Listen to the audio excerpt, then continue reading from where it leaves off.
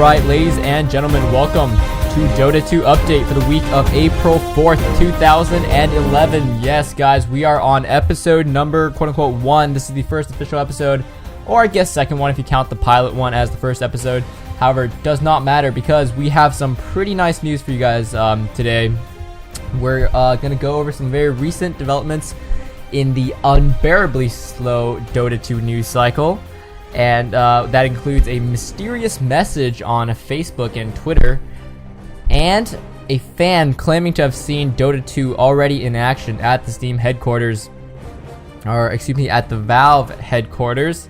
And then we're going to end with a bit of older news on the trademark issues surrounding the term Dota. Frankly, it's been 6 months since the announcement with the poster release and the Q&A official from Valve, and since then we haven't had much to work with, so this is what we got for you guys this week. So jumping right into our first story, on March 31st, the official Dota 2 Facebook page and Twitter feed was updated with a cryptic message, and I'm gonna put up the message for you guys to see, but it says you need to sign up text or whatever. You need to sign up TETX, whatever that means. And when it first came out, everyone was like, holy crap, we finally got something quote unquote official from Valve. What could this mean? And obviously it kind of looked like some sort of email header or something like that just sort of grew legs and ran onto the Twitter and Facebook feeds. However, the day afterwards, the message was removed from both the Twitter and the Facebook page, and it was clearly a mistake. But the entire community that was following Dota 2 religiously was trying to go all Da Vinci Code on this message to try to find out anything we can possibly find out from just sort of like a blip, a hiccup from Valve. And why are we going all Da Vinci Code here? Because we haven't had anything news-wise, at least officially, for 6 months since the announcement. We heard that Dota 2 was to be released Q4 of 2011, and right now it's Q2 2011, and we're just have not have anything to work with. However, it is Valve time. And if you don't know, let's give you guys some examples of Valve time converted to actual time. I have some listed right here I'm going to go over. So here's just some fun ones. Valve said later this spring for the release of Left 4 Dead on the Mac, and it ended up being released in the fall of that year. And here's another fun one. When Valve says any minute now, what they actually meant was 5 days later. That was for a Left 4 Dead update. And then here's another one, within the month on February 1st. And then the actual time is just after, quote unquote, April 15th. So that was the Team Fortress 2 Gold Rush update. And let's go over a couple more fun ones. When Valve says late summer 2008, it becomes early November 2008, and that becomes November 18th, 2008 for the release of Left 4 Dead. And some alternate examples for when Valve actually met their deadlines. To give you guys sort of both sides of the argument, Valve said in time to celebrate Halloween, and they actually managed to come out on October 27th. That was for Left 4 Dead on Mac OS X. And then when Valve said this week, they actually released something on the next day. That was on May 19th of 2010 last year for the Team Fortress 2 update. So Valve traditionally pushes things back a lot, but sometimes they can actually hit things within their time frame. So that's it for the first little news blip. On to the second one. This was from about 2 weeks ago. On March 22nd, user Political Gamer from the Steam forums posted his experience during a tour of Valve headquarters, and he mentioned Dota 2, and here's the quote. He says, quote, "After waiting in the lobby for a few minutes, it turned out Gabe was in the office and wanted to say hi. To my great delight, he was playing Dota 2.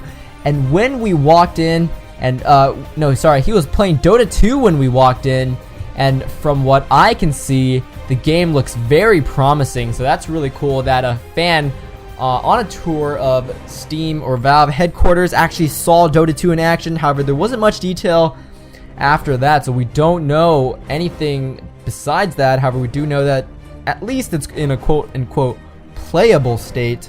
Whatever that means, you can figure that out for yourself. Right now, we're just sort of grasping at the stray hairs that are flying out of the Dota 2 development cycle that are being released. Anyways, our third topic of the day is the much discussed trademark issue of the word Dota.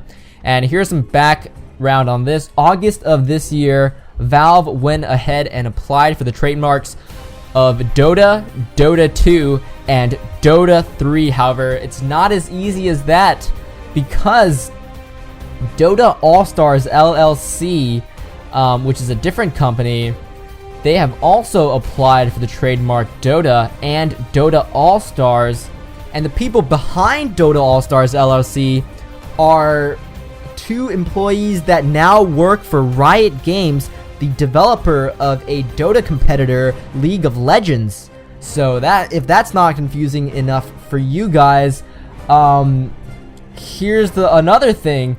The term Defense of the Ancients has already been granted to the original developers of Dota, who now work for League of Legends. So in effect, League of Legends owns the term Defense of the Ancients. So even if Valve does get the trademark for Dota, it's not going to stand for Defense of the Ancients unless they want to get sued. And just a little bit of timeline issue before we wrap things up.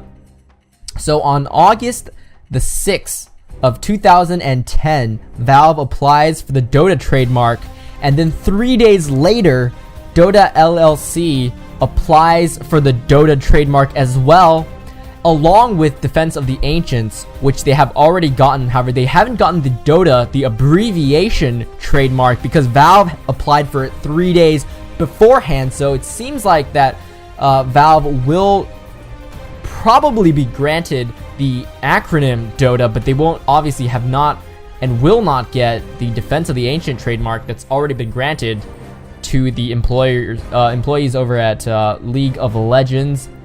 And then Valve also applied for the terms Dota 2 and Dota 3 on the 2nd of September. No one yet has challenged them for Dota 2 and Dota 3. However, it's just a huge mess right now with the trademark issues. Hopefully that does not delay the game or cause any sort of complications. That it's just not fun when you throw in these copyright whatevers and trademark whatevers to stifle a great game like Dota. And it's sad that they're even having this trademark issue. However, corporate America is corporate America, and it's just a huge mess because Dota, in effect, is a grassroots game. It's almost like an open source game, and just the fight over the trademark is just a little bit counterintuitive to what Dota, I think, really stands for, coming out of basically a use map settings that someone created in Warcraft 3. It's the definition of an open source game developed by the community for the community without all this corporate overhead. And now it seems like we got some of that now in Dota 2. So that wraps up our Dota 2 update for the week of April 4th, 2011. Tune in next week for your latest in the Dota 2 news. I'm Balanced Breakfast, and I'm gonna go play me some Dota and Han. I'll see you guys next time.